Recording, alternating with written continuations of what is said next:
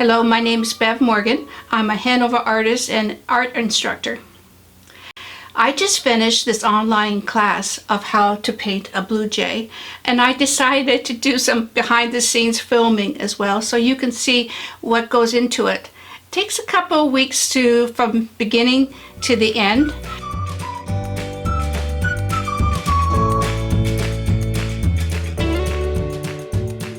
Before I started, I removed all the salt and all the masking fluid off the branches.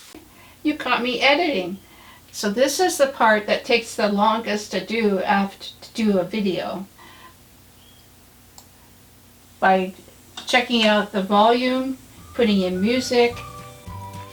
This is the part I have a camera that is on top of me painting, so I have to flip the camera video over just by adapting some of the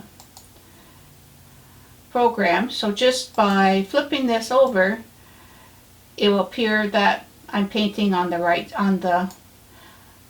side. So now this is flipped over. You see, now it looks like I am painting the right way, but the camera is upside down above the ceiling. So this takes time to do. Because this is my burnt umber. If you have any questions, my email's at the end of the video.